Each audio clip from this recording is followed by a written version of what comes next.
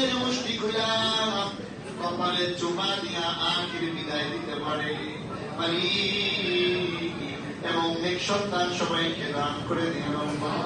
এমন সন্তান দিয়ে সন্তানের কারণে দুনিয়াতে আখিরাতে সমাজে মাথাটা নিচু হয়ে যায়, এমন সন্তান আপনি কাউকে দিয়ে থাকো আল্লাহ।